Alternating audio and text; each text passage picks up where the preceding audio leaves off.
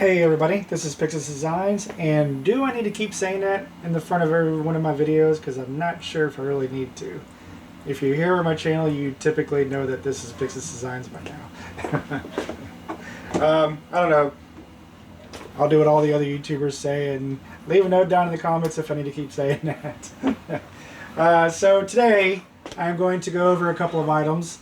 This is me brain scheming about possible ripsaw variations and stuff like that, and I decided to tackle a Dreadnok variation, and I think it turned out pretty damn pimp. So basically all I did was I took the ripsaw body and added some stuff that I believe that the Dreadnoks would, you know, do. Like they stole a ripsaw from a Joe or destroyed one and decided to build one back up in what Mad Max style, how they felt that they wanted to do it. So obviously those looking at this color scheme would be thinking of the Thunder Machine, and so I decided to make this one red and blue.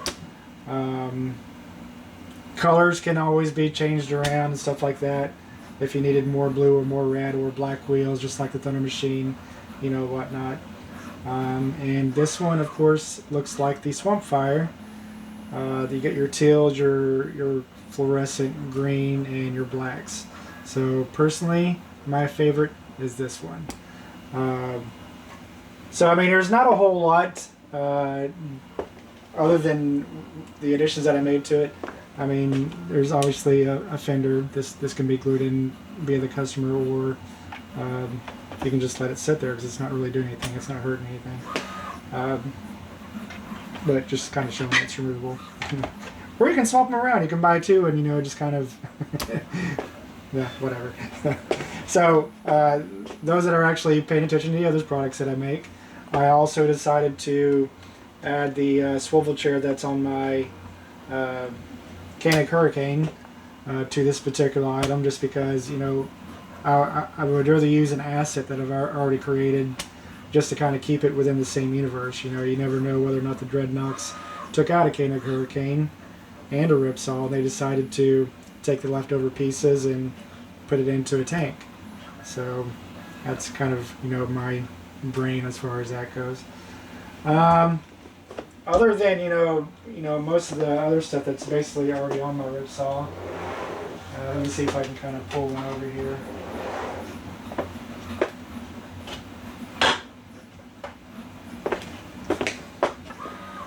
So you can see a lot of the changes. There's not going to be an opening canopy with this one because they got the open concept.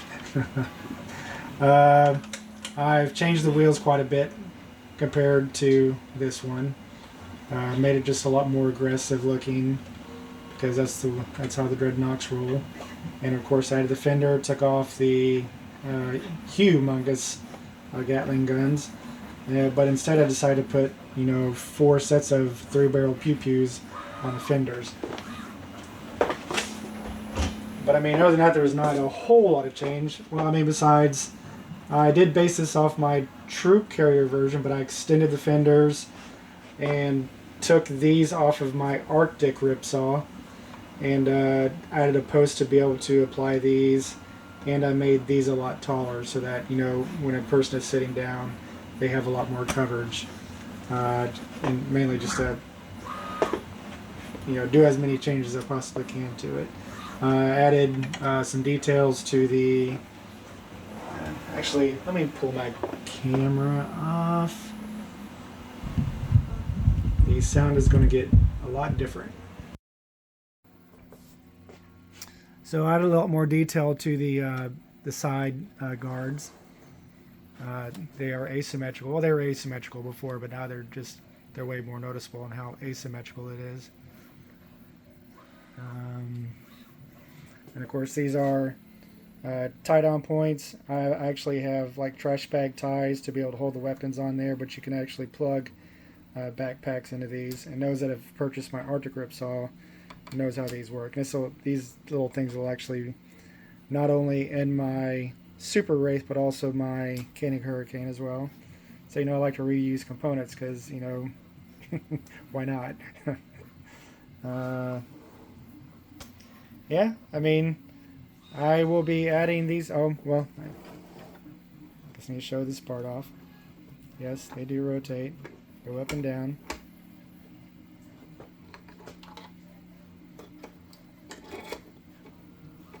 Just like that.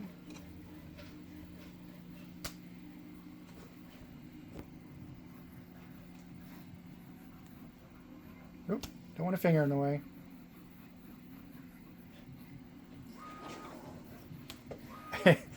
And this was a weird design concept that I tried to make little muffler systems with, you know, coming out of exhaust system on here, but I don't even know where the engine's even located on this thing, so it's make believe. Try not to look too far into it. Joes are always about the weird details, and I always try to add details where I can to it.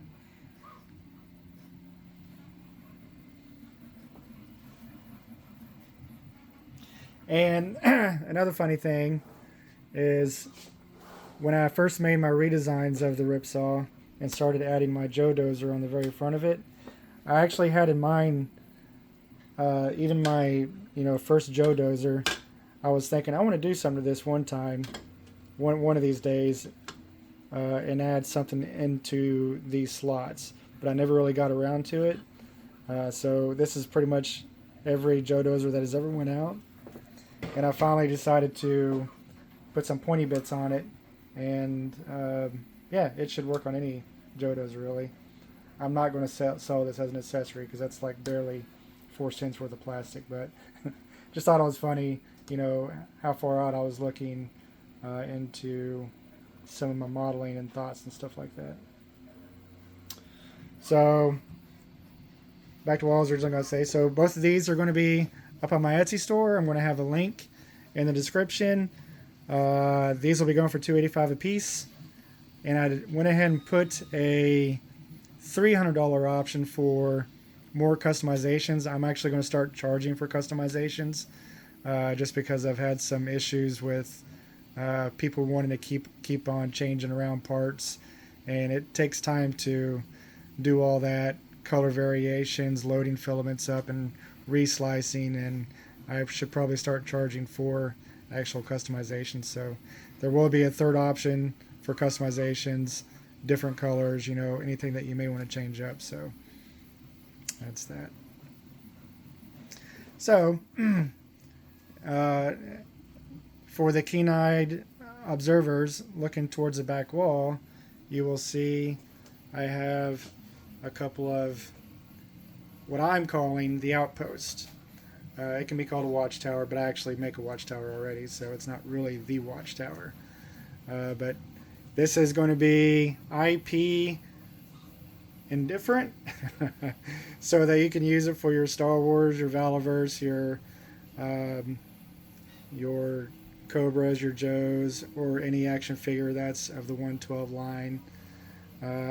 Let me get these two off and reset the camera back up. Okay, now we got a clean working space here. Let me show this thing off a little bit. Show you how it works.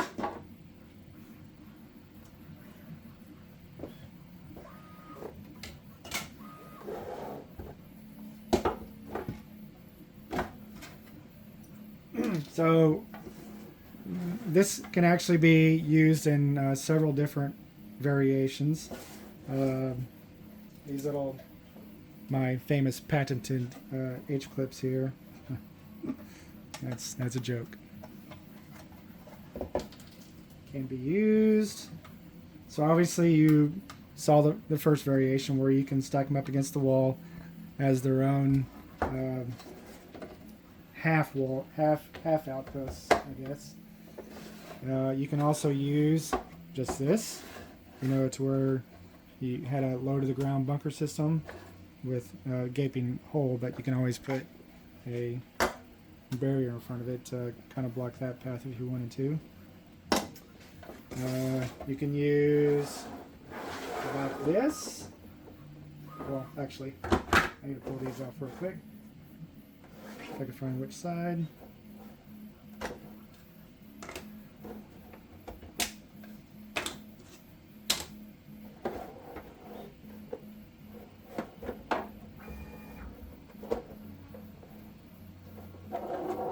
Got to be really careful with these because you can break them.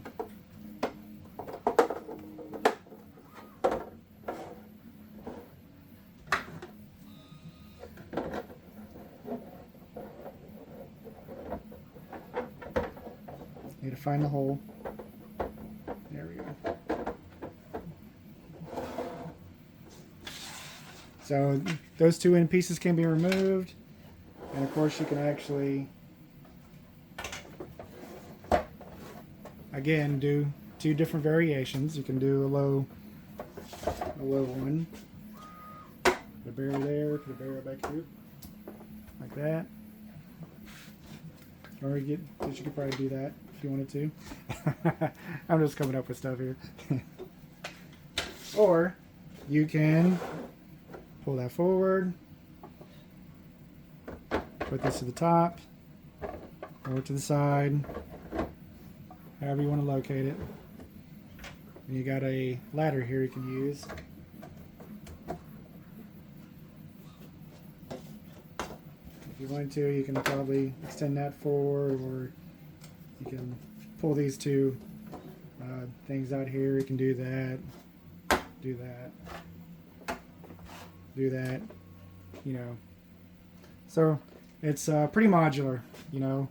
If you find that you don't have enough room on your 12-inch shelf to be able to put something like this, you can just split it in half and put one on one side and one on the other, you know.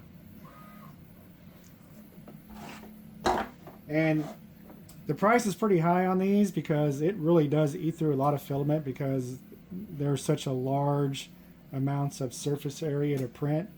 I was actually surprised by how long it took all these things to print up and how much filament actually went through. This is actually the first thing I've made where the filament is, normally you may, for instance here, you may have $50 worth of filament for 100 hours worth of machine time, or normally, typically, on most of my parts, it's $25 worth of filament for, you know, maybe 100 hours of machine time. So this is the first time I've actually seen half of it, you know.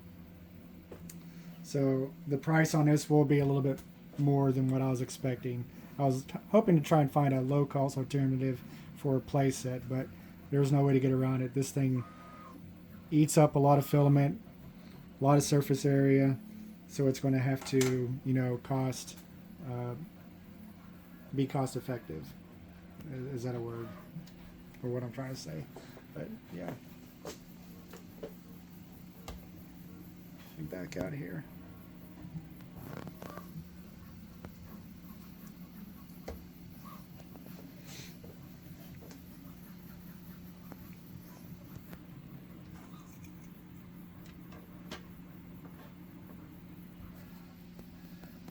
Try to get my finger out of the way. I'll get that out of the way.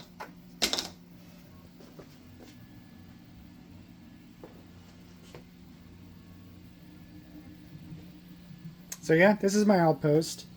I'm going to do two different variations of it. Just the outpost itself is going to be $130. And I'm going to also do a play set, which will be $160.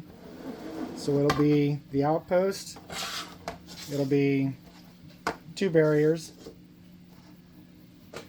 and it'll also be a fence.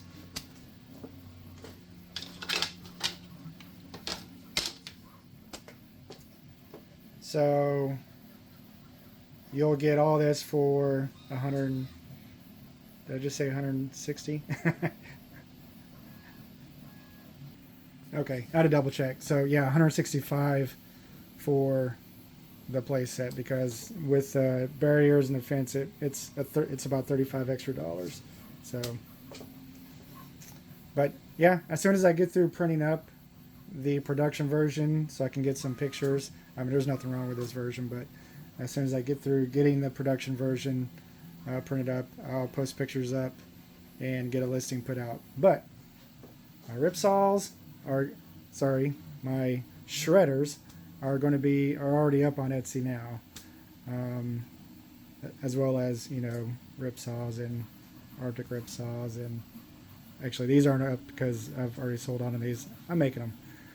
Slow down. Another thing I wanted to show off real quick. Let me move this stuff out of the way.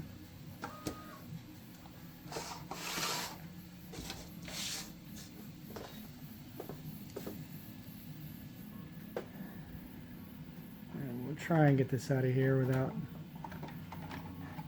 Okay. So this Arctic Ripsaw is for sale. I was playing around with my bamboo printer on seeing how well multicolor printing would work as far as this thing goes. It looks good, but oh my goodness, it takes forever, and there is a lot of what in the bamboo realm you would call shoot poop. So I am not going to be offering this as an option unless somebody wants me to, and if I do, it's going to go up in price as far as the Ripsaw goes, just because normally this body would take me, as a single color, would take maybe 16 hours, and this literally took almost I want to say almost 28 to 29, possibly 30 hours to print up, plus all the poop that it does when changing the colors out. So just kind of letting some of y'all out there know that for those that are actually watching this video, I can do it in multiple colors, but it's going to cost more. So just message me if you want to go that route, and I'll be happy to do it in multiple colors. But more, any variation of Ripsaw that you will typically buy will just be the standard colors, you know, not a whole lot of detail. But you can do it this way. But it's going to cost. So, but this one's up for sale. I haven't, probably around $285 for this one, just because it's a lot more detailed out. Normally the Arctic Ripsaw will run about $265, so $20 more, you know. Which really, it probably took about $20 in extra filament to do that. So,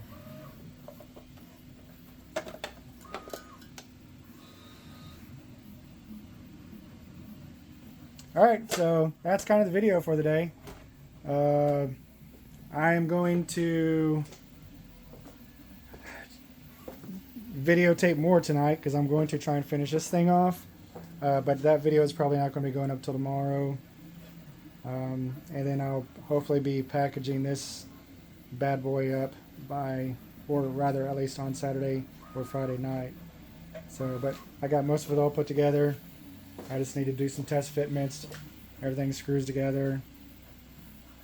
So that's it. This is Pixis Designs signing out.